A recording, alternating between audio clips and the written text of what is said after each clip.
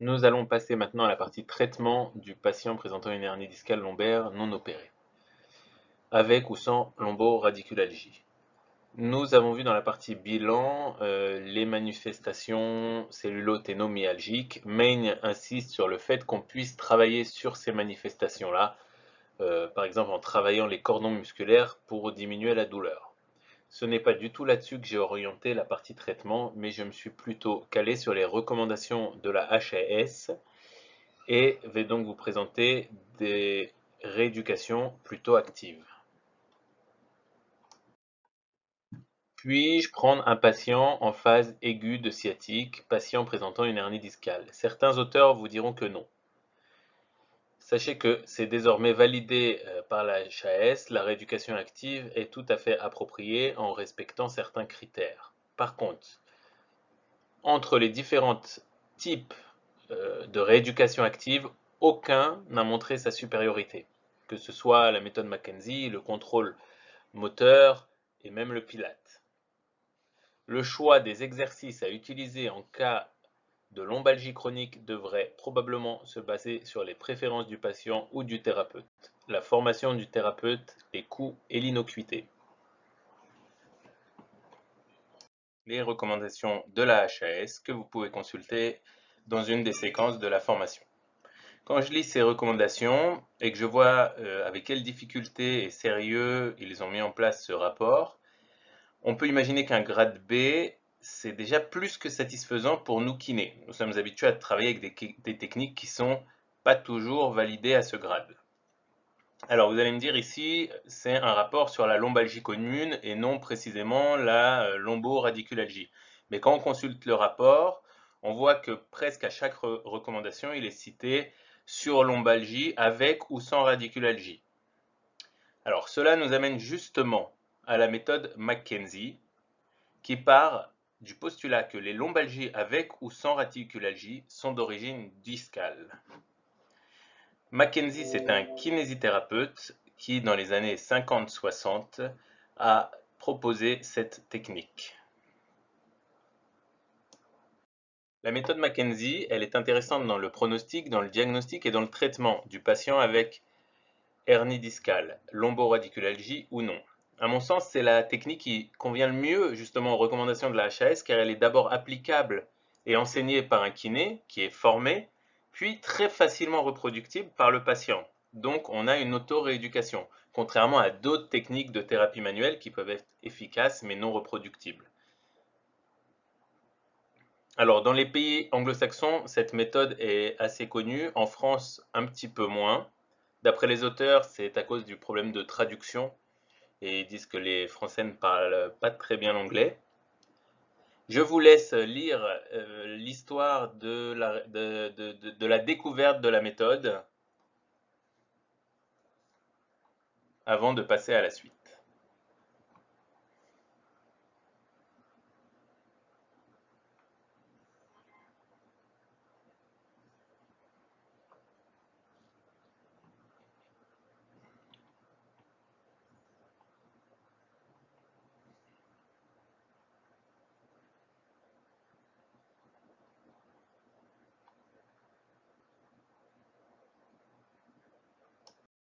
Moi, je suis friand de ces anecdotes. Quand il y a un kiné qui trouve quelque chose, généralement, il y a une anecdote derrière. Je me souviens, Semon, pour sa méthode dans les vertiges, a une formation. Donc lui, il a découvert qu'en fait, il fallait la faire qu'une fois au lieu de plusieurs fois. La méthode pour le traitement du VPPB. Et donc il racontait qu'il était pressé de rentrer chez lui parce que sinon sa femme sa femme attendait des invités. Et puis donc il avait un patient un peu pénible qui commençait à lui raconter toute son histoire de vertige et il l'a pris, il l'a basculé d'un coup. Et puis bingo, le patient allait mieux et c'est comme ça qu'il a découvert qu'en une fois ça suffisait.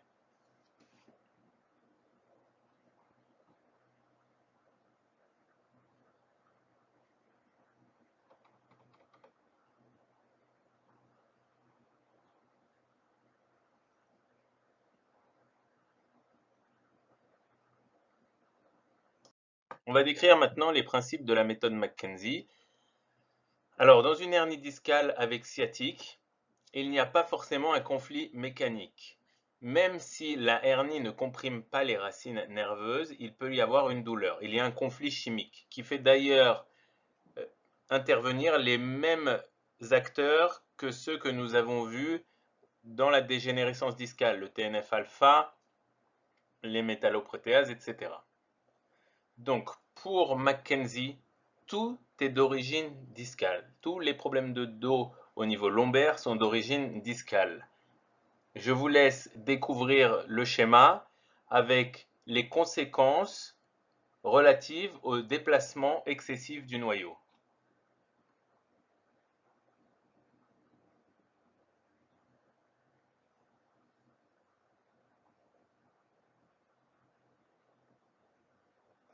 Lors d'une flexion prolongée ou répétée, le nucléus est poussé vers l'arrière. Le patient a du mal à se tenir droit, voire bloqué en syphose. Lors d'un mouvement latéral ou combiné avec de la flexion, le nucléus est poussé en postérolatéral. Le patient est penché vers la droite ou la gauche. Lors d'un mouvement en extension, le nucléus est poussé en avant. Le patient est figé en extension. Et s'il fléchit, la lordose persiste. Dans la majorité des cas, et du fait de la position assise fréquente aujourd'hui dans nos sociétés, le nucléus est souvent poussé vers l'arrière et la méthode Mackenzie proposera donc des exercices d'extension. C'est pour ça que souvent on vous dit que la méthode Mackenzie est une thérapie rééducative d'exercice en extension, mais finalement c'est faux. C'est juste parce qu'il y a plus de gens qui ont des douleurs dues à la flexion, donc qui seront traités par l'extension. On va voir tout ça en détail. Un schéma récapitulatif de ce que l'on vient de dire.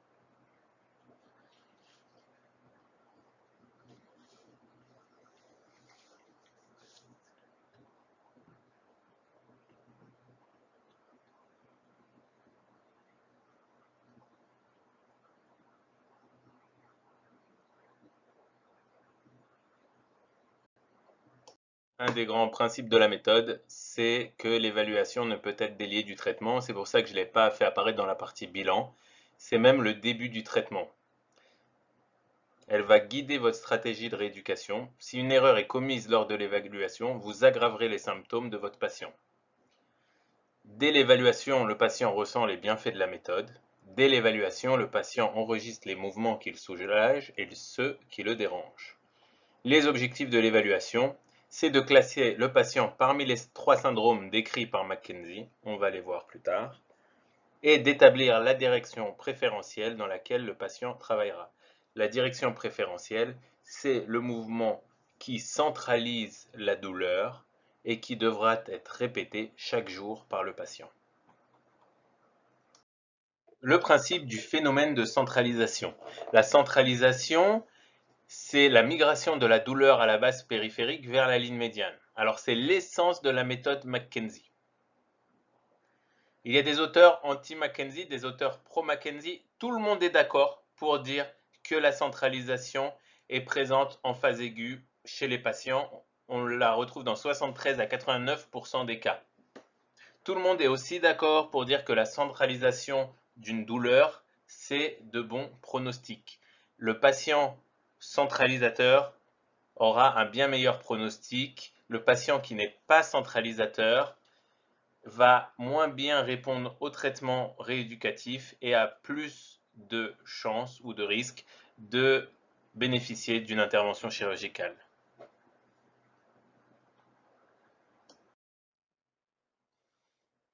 Alors, la centralisation, selon les auteurs, c'est soit le déplacement de la douleur de la périphérie à la ligne médiane, ou bien pour les patients qui n'ont pas de douleur irradiante, c'est la disparition de la douleur.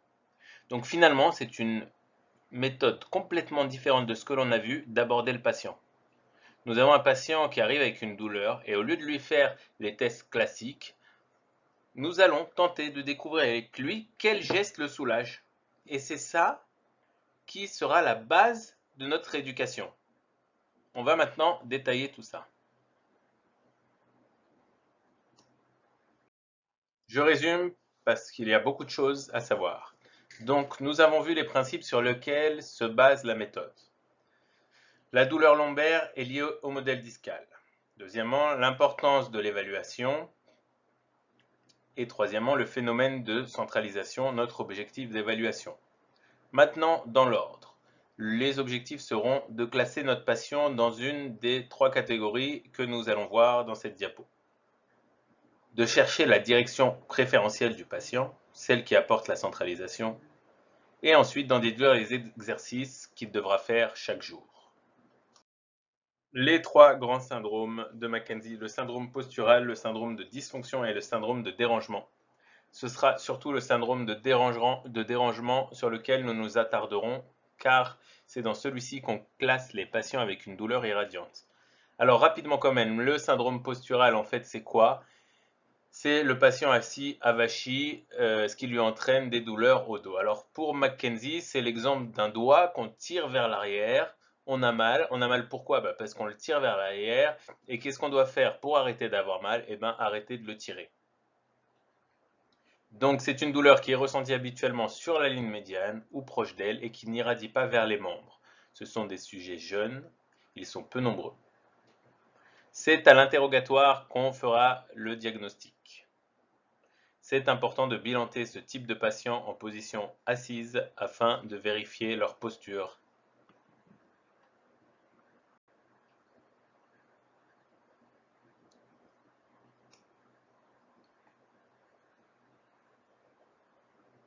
Le traitement du patient classé dans le syndrome postural, il est simple, c'est stopper au maximum ce type de position. On propose des exercices qui favorisent la position en extension lombaire. On propose un support lombaire en position assise. On interdit la position pendant 24-48 heures afin que le patient puisse constater de lui-même le bienfait. Normalement, des conseils devraient suffire à ce type de patient. Cependant, d'expérience, on sait que quelques séances d'exercice en extension lombaire lui seront bénéfiques.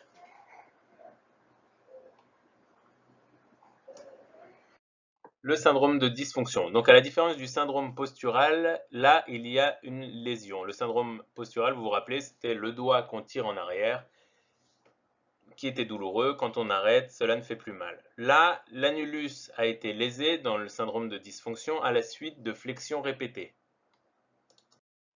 Les tissus guérissent, mais il peut se créer une fibrose ou une rétractation avec perte d'élasticité des tissus.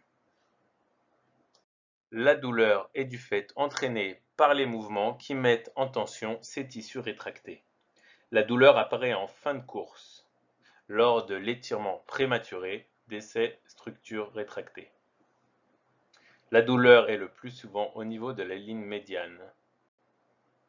La douleur n'est jamais déclenchée en milieu de mouvement et ne varie pas avec la répétition. Et oui, vous allez voir que les tests dans l'évaluation de Mackenzie consistent en une série de mouvements répétés. Le traitement du syndrome de dysfonction. C'est un traitement long. L'objectif est d'étirer les structures douloureuses raccourcies. Ces fibroses, ce remodelage s'est créé en plusieurs années. Le traitement sera minimum sur 6 à 8 semaines. C'est sur ce point qu'il faut insister auprès du patient. Le principe de ce traitement, la douleur doit être présente en fin d'amplitude. On va réaliser les mouvements jusqu'à la fin de l'amplitude. Par contre, si la douleur persiste après l'étirement, ça veut dire que nous sommes allés trop loin. La diminution de la douleur se fera de manière très progressive.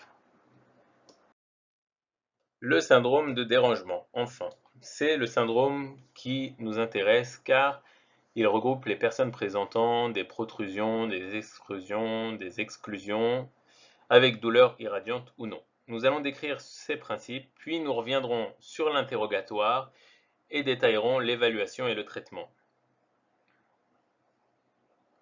Ce qui caractérise le syndrome de dérangement, c'est la modification rapide de la douleur lors de la répétition d'un des mouvements que nous ferons faire au patient. La douleur est soit aggravée, soit empirée selon le mouvement. soit centralisée ou soit périphérisée. La douleur apparaît dès le milieu du mouvement. Il y a une déformation lombaire, le patient qui arrive en S, ou non. La douleur est souvent irradiante.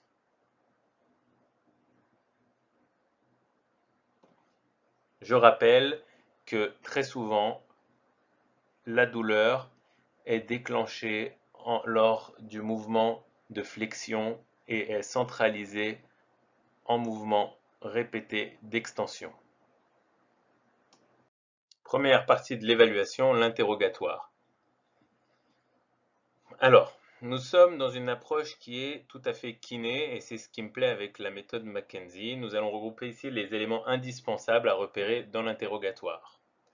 Donc, le but, c'est de classer le patient dans un des trois syndromes que nous avons vus. Et c'est de commencer à établir une direction préférentielle, c'est-à-dire la direction qui va centraliser la douleur.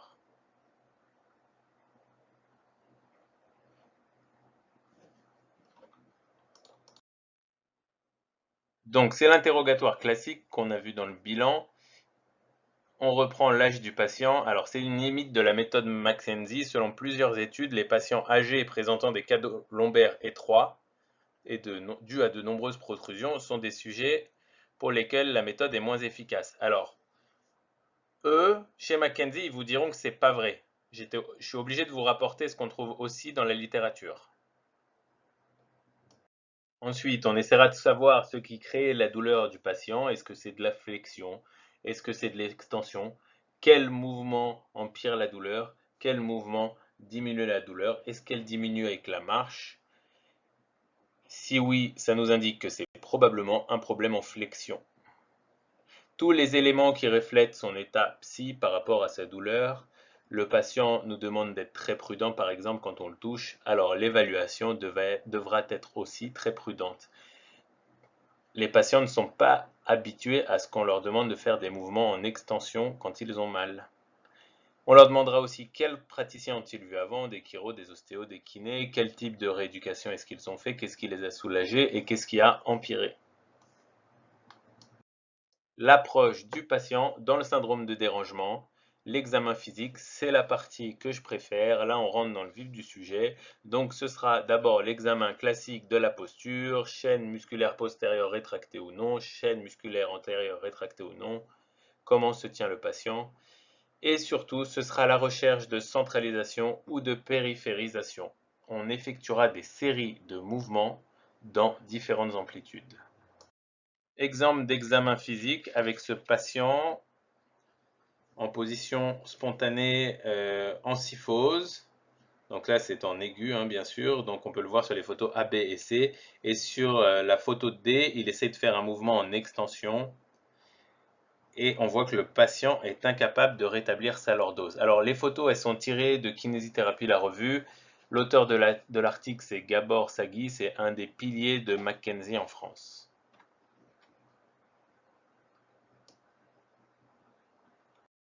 Ce patient bloqué en syphose nécessitera a priori des exercices vers l'extension. On a un patient là en shift, latéral gauche ou en baïonnette. Sa préférence directionnelle, donc le mouvement qui va diminuer et centraliser sa douleur si elle est irradiante, c'est le plus souvent en glissement latéral du côté opposé. Une fois qu'on a noté l'attitude du patient, on va faire le test des mouvements répétés. On va en voir les principes. On demande avant le test la topographie et l'intensité de la douleur. On lui demande de faire le mouvement et de revenir en position initiale. On lui redemande la topographie et l'intensité de la douleur. Chaque test doit être fait la première fois en charge et en décharge. Si le mouvement est douloureux, vérifiez si la douleur augmente ou diminue avec les répétitions, se centralise ou se périphérise. La centralisation est supérieure à la douleur. Ça veut dire que si la douleur se centralise mais qu'elle augmente, il faut continuer. Si la douleur se centralise, c'est notre direction préférentielle. Si elle se périphérise lors d'un mouvement, c'est le mouvement à éviter. On commence par un seul mouvement par direction, en flexion, en extension et en inclinaison. Si vous avez trouvé votre direction directement, c'est-à-dire le mouvement qui centralise la douleur, on fait faire le mouvement 10 fois. Si vous ne l'avez pas trouvé, on refait faire tous les mouvements, flexion, inclinaison et extension 10 fois. À savoir que dans la majorité des cas, la direction préférentielle est en extension, moins souvent en inclinaison et rarement en flexion. Il faut respecter le guide des traffic lights, guide que nous allons voir dans la diapositive suivante. Comme je vous le disais, l'intérêt de cette méthode, c'est qu'il y a un protocole du début à la fin. Ici, avec le guide des traffic lights, on va savoir si on doit continuer ou arrêter nos tests, selon le type de douleur du patient. Pendant le mouvement, si la douleur est périphérisée, on arrête le test. Si la douleur est produite ou augmentée, on poursuit. Si la douleur est diminuée ou abolie, ou si la douleur est centralisée, on a trouvé notre préférence directionnelle. Les symptômes après le mouvement. Si la douleur reste empirée ou bien périphérisée, on arrête le test. Si la douleur n'est ni empirée ni mieux, on poursuit le test. Si la douleur est mieux ou centralisée, nous avons trouvé notre préférence directionnelle. Quand on dit arrêt du test, c'est l'arrêt du mouvement qui déclenche la douleur.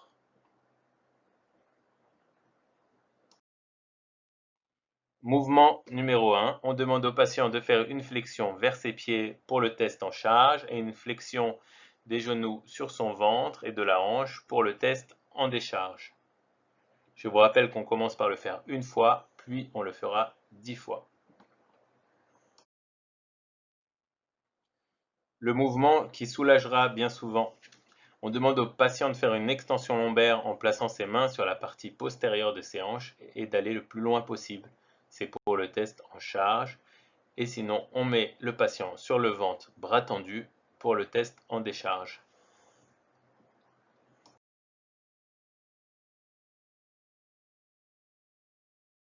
Mouvement numéro 3, on réalise avec le patient une inclinaison latérale de la région lombaire, d'un côté puis de l'autre.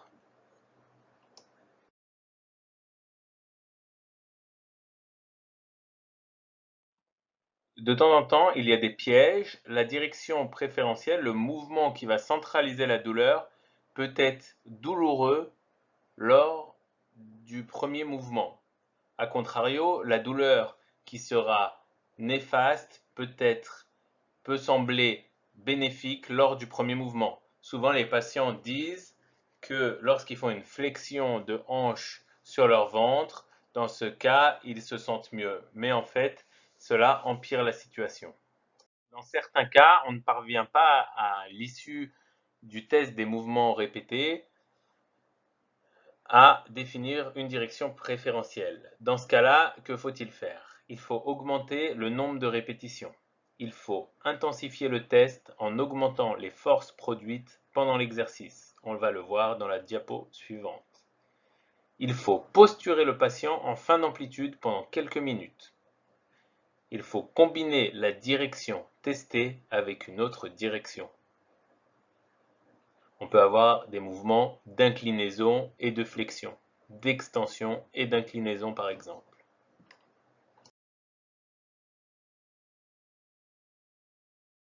Technique qui marche très bien. Pour majorer l'extension, on place nos mains sur les sacro-iliaques et on demande une extension au patient.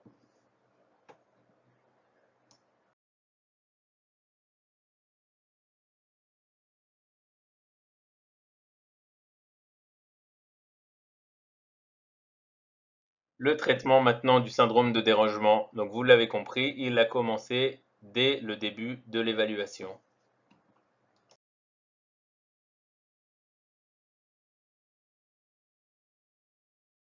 qui fait l'intérêt de cette technique aussi, c'est que Mackenzie a prévu une phase de récupération. Il va réintroduire progressivement les mouvements qui étaient à l'origine douloureux. Le principe, on va commencer avec des techniques en flexion qui sont le moins agressives, quand bien sûr c'est la flexion qui est à l'origine de la douleur qu'on aura donc traité avec des exercices en extension. Il faut arrêter si après la fin du mouvement il y a une diminution des amplitudes articulaires. Ci-dessous en photo, 3 types d'exercices. Les limites de la méthode Mackenzie. Encore une fois, c'est ce que j'ai trouvé dans la littérature scientifique. Les instituts Mackenzie ne seront sûrement pas d'accord. Alors, il faut quand même garder à l'idée qu'il y a un haut pourcentage de guérison spontanée en quelques semaines des sciatiques, causées ou non par hernie discale. Et comme dans beaucoup de traitements, on ne sait jamais si la guérison est due à notre intervention ou c'est simplement le temps qui fait son travail. Mais, et c'est ce que j'aime dans la méthode Mackenzie, au pire du pire, l'apprentissage de tous les exercices qu'on va apprendre aux patients, elle ne sera que bénéfique et utile pour les récidives. Dès que le patient sentira la douleur arriver, il fera les exercices.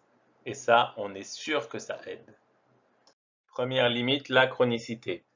La fréquence du phénomène de centralisation va de 73 à 89% en cas de lombalgie récente. Ça, c'est confirmé par 6 études, mais n'est que de 47 à 52% chez les patients lombalgiques chroniques. Donc, quand on sait que le traitement est basé sur la centralisation, le fait qu'un patient sur deux chronique ne présente pas de centralisation, cela diminue l'intérêt de la méthode Mackenzie chez les patients chroniques. L'âge des patients, comme je vous disais tout à l'heure, la plupart des études sur la méthode Mackenzie ont été réalisées avec des patients jeunes. Les souffrances articulaires postérieures et les canaux lombaires étroits bénéficieront probablement d'une moindre efficacité avec cette méthode. Les douleurs aiguës. Les études menées sur la méthode rapportent un certain nombre de patients qui n'ont pas pu supporter l'évaluation initiale du fait de leur douleur. Du coup, nous, nos techniques antalgiques classiques que nous connaissons, électro, etc., pourraient peut-être théoriquement nous aider dans ce cas.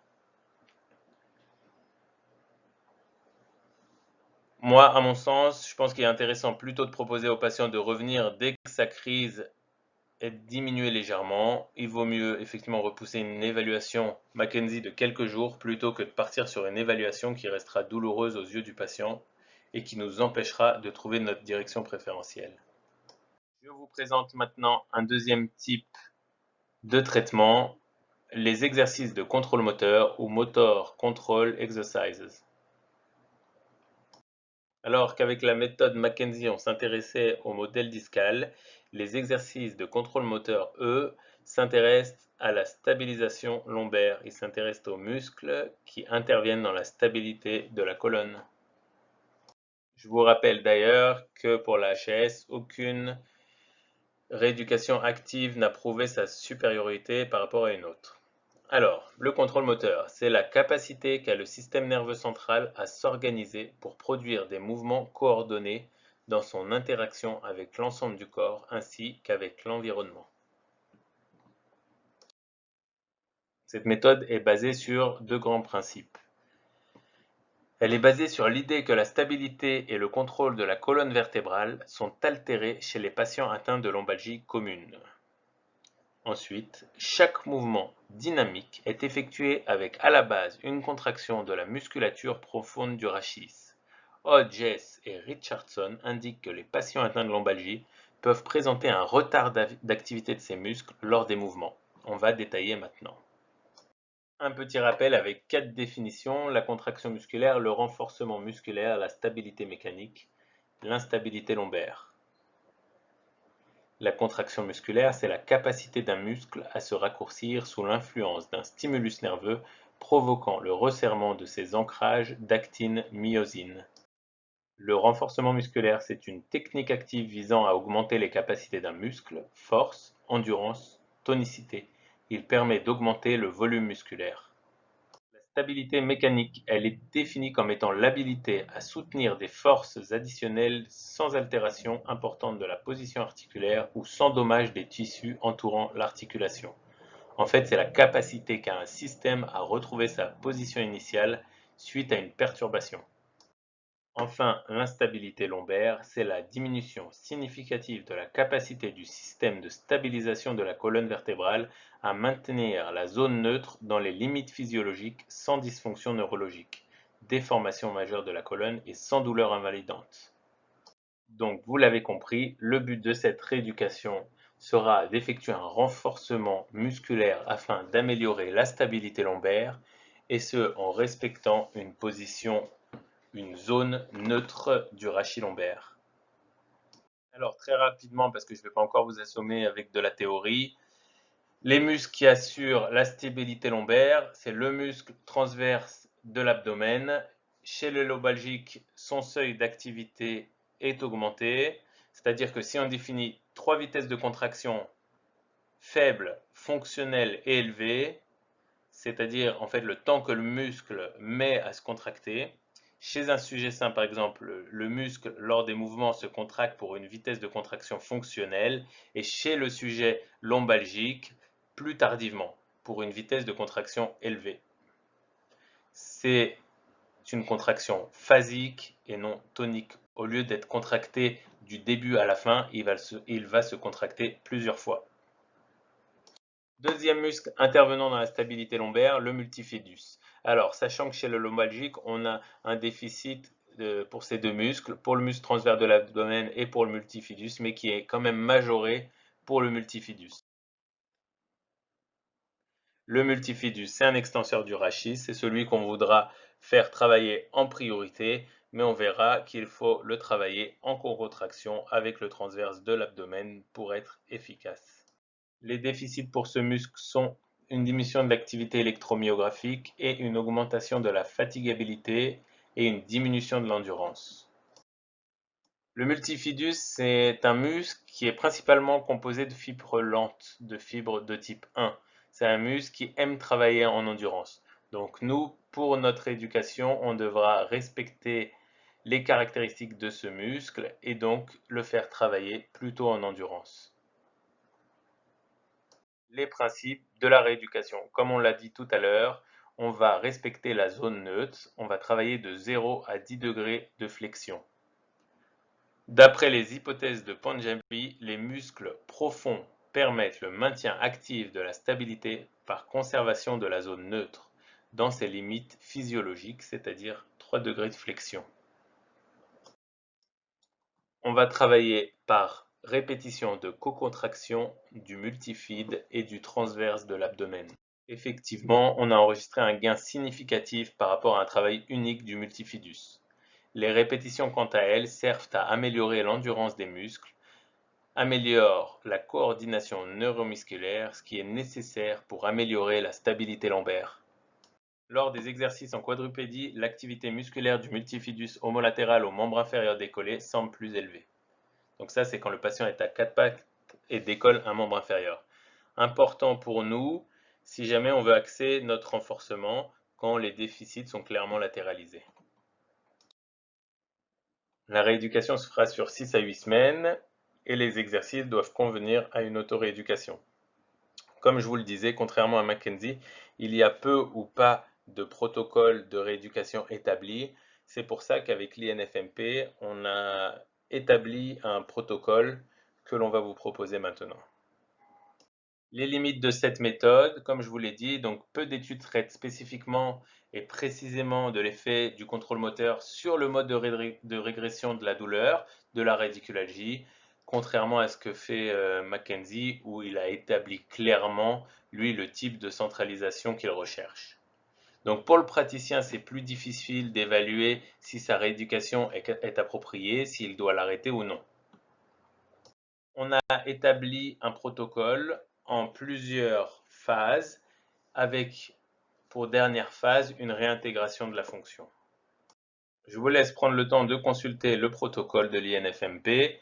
Donc vous verrez que sur la gauche, il y a le nombre de semaines, semaine 1, semaine 2, semaine 3, semaine 4, semaine 5, semaine 6, mais Elles sont là uniquement à titre indicatif car cela dépendra bien sûr des retours de votre patient. Les maisons que vous voyez, les petites maisons, sont uniquement les périodes à laquelle le patient doit faire son auto-rééducation. Le document est téléchargeable dans une des séquences de la formation.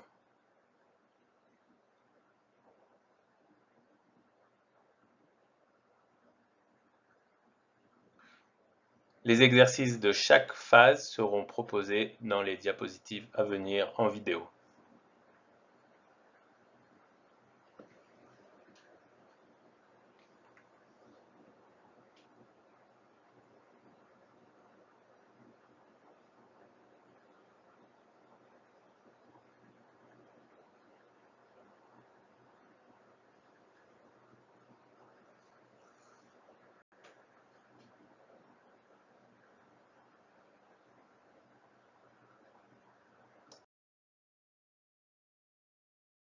Donc, premier exercice du protocole de contrôle moteur. Le patient, à ce moment-là, est en phase aiguë avec douleur irradiante possible. On commence avec des exercices assez faciles. Donc, on demande au patient de mettre les bras en l'air, d'aller chercher le plus haut possible et de rentrer le ventre en soufflant légèrement. Contraction du transverse et du multifidus. On tient une dizaine de secondes. Et on relâche. Relâchez les bras. Deuxième exercice, le même que le précédent, mais cette fois assis. Mettez les bras en l'air. Voilà. Vous allez chercher bien haut. On rentre le ventre et on souffle doucement. Et on relâche. Alors, on demande au patient une flexion des membres inférieurs, les bras sur la table. On demande au patient de pousser dans la table légèrement avec les bras, mais sans décoller le bassin, et de rentrer le ventre en soufflant légèrement.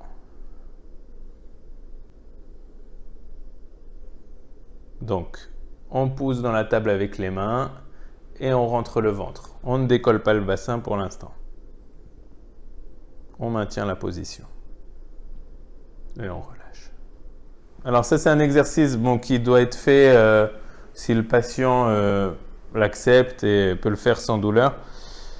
Donc, une flexion, mais dans la coxo-fémorale. On demande au patient de se pencher en avant, de rentrer le ventre et de mettre les bras en arrière.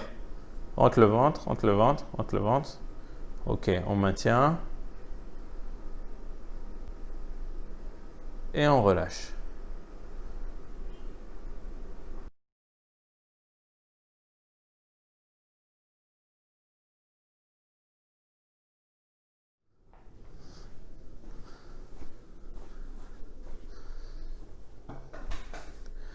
Alors, on demande au patient une flexion des membres inférieurs, les bras sur la table. On demande au patient de pousser dans la table légèrement avec les bras, mais sans décoller le bassin, et de rentrer le ventre en soufflant légèrement.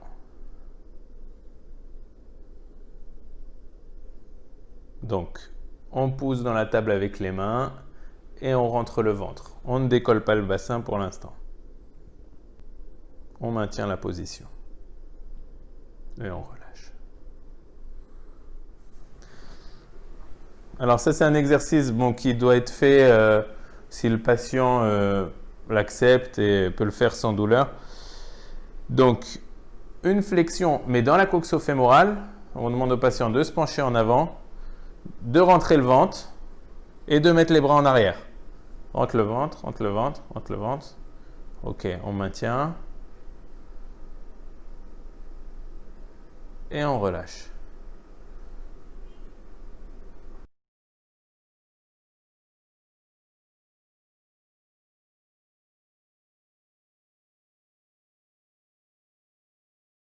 Alors, exercice numéro 1 de cette phase, donc avec des exercices en quadrupédie. Le premier, on demande au patient de rentrer le ventre sans changer la courbure lombaire et de redresser la tête pour avoir une mini contraction des muscles lombaires.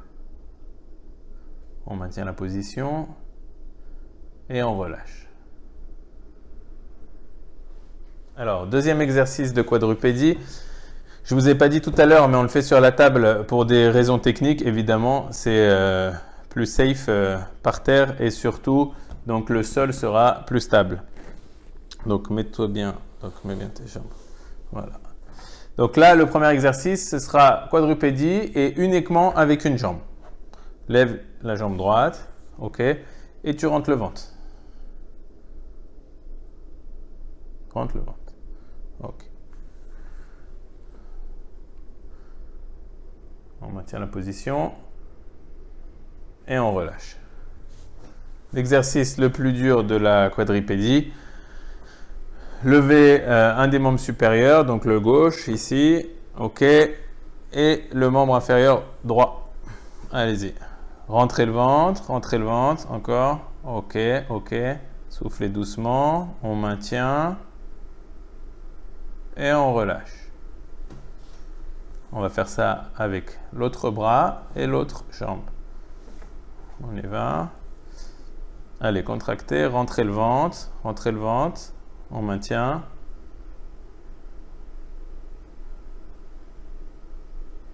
Et on relâche.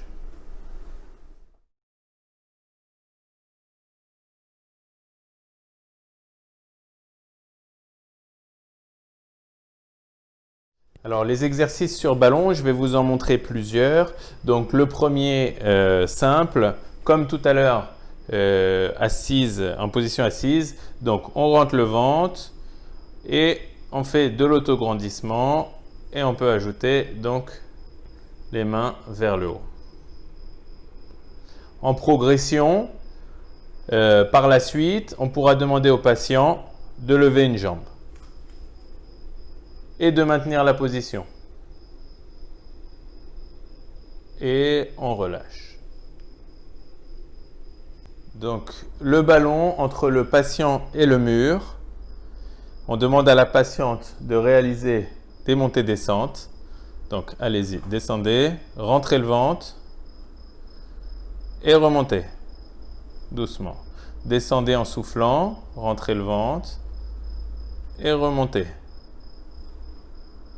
Descendez, gardez le dos droit et remontez. Alors, pour cet exercice de pont bustier sur ballon, on part donc de la position allongée, le ballon sous les membres inférieurs et on demande à la patiente de décoller les fesses. Allez-y. Voilà. Et maintenez la position. Et vous relâchez doucement. Alors, on augmente dans la gamme donc, de difficulté. Le patient allongé avec le ballon sous son corps, les mains derrière la tête, on ne tire pas sur la nuque, on rentre le ventre et on décolle une jambe. On maintient la position, soufflez doucement et on relâche.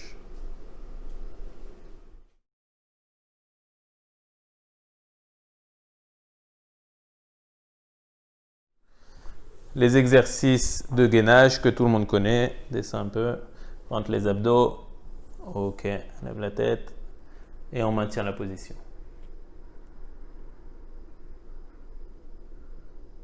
Et on relâche.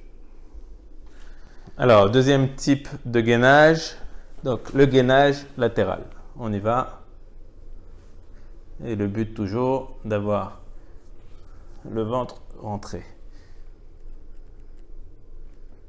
On maintient et on relâche.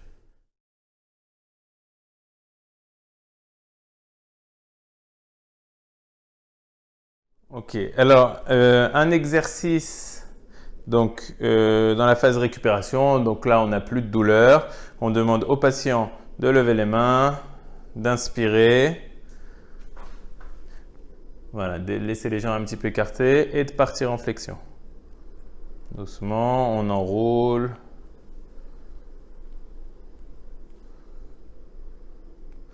Et on remonte doucement. Alors, pour réintroduire la flexion, relâcher, on peut faire ensuite le même exercice debout et ensuite, par exemple, faire plusieurs séries d'abdominaux avec une flexion du tronc.